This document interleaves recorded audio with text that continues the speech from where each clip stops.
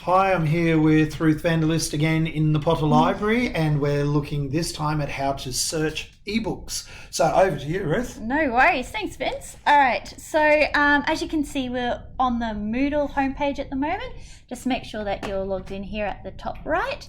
But let's go straight into where our databases are kept. And to do that, you go to this grey icon here that says Potter Library. Give it a click. And then we're going to go to the very first one here that says Research. Excellent. And this is also our landing page as well for LibGuides as well. But we're going to go straight over here to our databases section on the right. And then straight into AHS databases. Okay, so we've got a couple of different ebook sections here. The most, I suppose the biggest ones are the Infobase, Proquest and Gale ebooks. But let's go straight into the Proquest one here. And they all work pretty much the same way, I guess. They all look pretty well much the same way. Just using a variety of different keywords can help you find what you're looking for. Mm-hmm. But let's click on Proquest. As you can see, it's taking us straight to an eBooks login details page. The best thing to do with this here is either to pause the screen right now so that you can write these details down in your book or diary, but also you can just copy and paste this stuff into your OneNote or Word document. I'm just going to copy the password here because I'll remember the username. So I'll copy that one there, and you just click on this blue link right here. And this will work pretty much from anywhere. Hopefully you just simply log into Moodle and it works a lot easier for you. But given you've got a link there in the login details, you probably don't even need to be logged into Moodle. No, you should be fine. You should be able to go through it. Beautiful. As you can see, it's kind of remembered where we did a bit of a check before. But you can just I'll just sign out for the purposes of showing you where it could be. Yep. And I'll just go straight back here to Proquest. Proquest. And I'll click on these details here. And it's taking me to this sign-in page, which is what you should be looking at. Yeah, so the sign-in username was library, and the password we copied and pasted, and it was library2019. Sign in, and away we go. Sign in, let's go. Okay.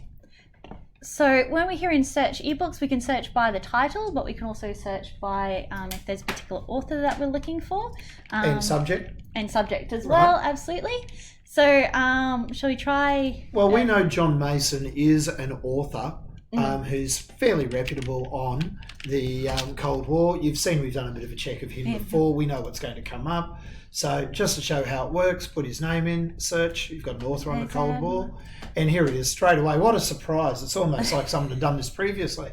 And there's his book. Back to you, Ruth. Excellent. Okay, so as you can see, it's the very first one that's come up. You can see it's picking out those words from the resources that are below. Because John and Mason are pretty common names, so it's finding those.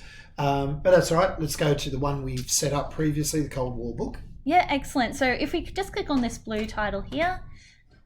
Excellent, and we can see it's available. We can read it online, we can download the books as well. We can download a chapter or 10% for copyright reasons.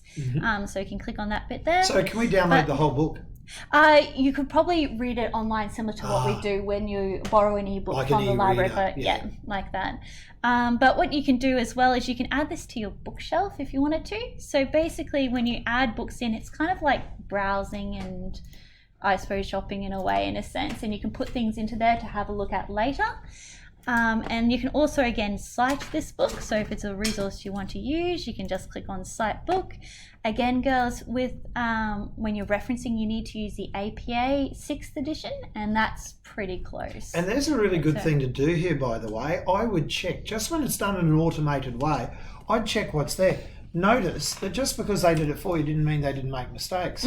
That would need capitals. Cold War has capitals on it. And whoever's typed this in and set it up for you just didn't put the capitals in. So if you just copy and paste without thinking, we'd probably say, oh, well, you're making an error in grammar, punctuation and spelling on your ISMG, and that's not even your error. So don't get lazy. Make sure you do things carefully and watch for it.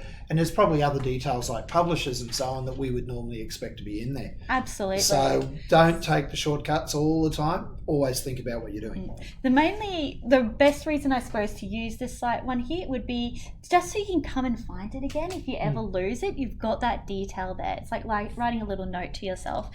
But again, as well, it doesn't say 6th edition there for APA, so it could be a previous old version. So we don't know, and that's another reason to check it. But if we close that one down here, we can go straight into reading online. Excellent. And then you can sort of search within the book as well. So you could put in, just for sake of testing, I suppose, 1991. You can see that it's coming up a couple of times in the title, but also coming up on particular pages as well. So you could use specific words like Gorbachev, Soviet, particular keywords, and search within the book. So you're not scrolling through. Let's put in something like Cuban Missile Crisis as our search terms. Yeah, not a problem. One would think a topic, a book on the Cold War should mention a Cuban Missile Crisis. It was fairly significant. You would hope with that. As you can see, I'm also putting in quotation marks, which means I'm searching for these words in that order. And it brings up about 8 results. Again, click on the content section here, and you can see it's bringing up these particular pages, and you can just click to those pages there that refer to it. Fantastic. Okay, so just to go back into that again, remember you're on the database page of the All Hellos website. You'll go into eBook Central, Proquest eBook Central, use your login details here. That will take you to the next page, and you can, I guess, go back and record or watch over the videos how to search, play around with it, get used to it, and that's a really good little video tip for you. So well done, girls. I think that'll be great, Ruth, and let's move on to another topic in a moment. Yeah, sounds great.